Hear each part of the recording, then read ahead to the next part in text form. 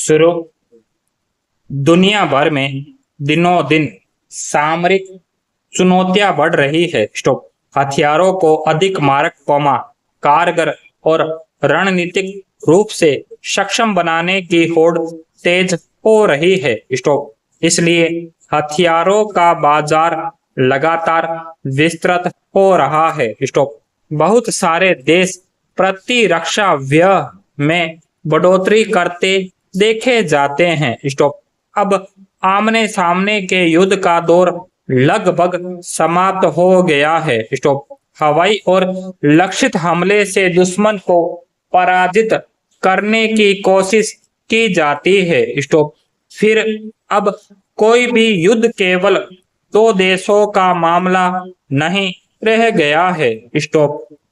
इसमें बहु ध्रुवीय रणनीति अपनाई जाने लगी है। स्टॉप। ऐसे में भारत युद्ध की स्थितियों से निपट पाने में कितना सक्षम है? स्टॉप। इसका आंकलन स्वाभाविक है। स्टॉप।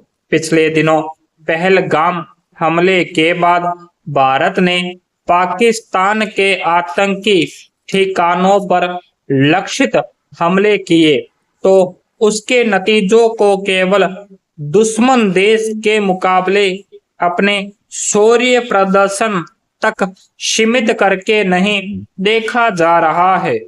उसमें देश की सेना ने अपनी तैयारियों, कमियों और तकनीकी क्षमता का भी आकलन करना शुरू कर दिया है। स्टॉप।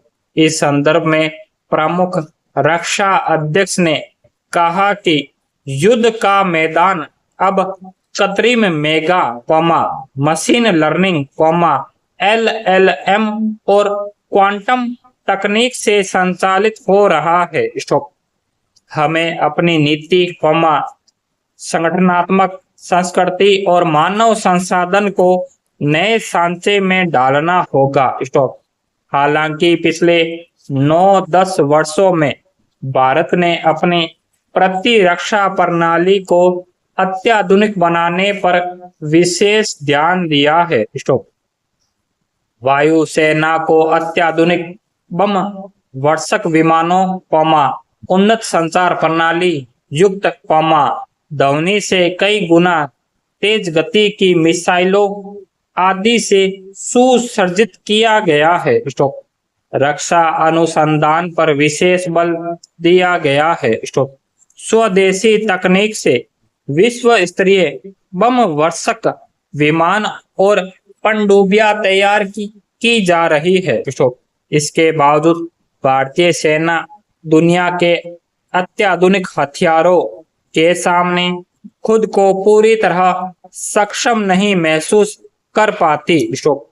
कुछ दिनों पहले वायुसेना प्रमुख ने कहा था कि सेना से संबंधित परियोजनाएं समय पर पूरा नहीं हो पाती है। स्टॉप। हालांकि सरकार का दावा है कि भारत जल्दी ही दुनिया के प्रमुख आयुध सामग्री आपूर्तिकर्ता देशों की कतार में शामिल होगा। स्टॉप।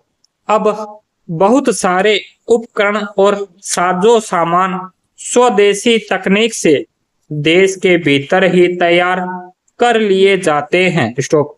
हथियार के मामले में दूसरे देशों पर निर्भरता लगातार कम हो रही है। स्टॉप।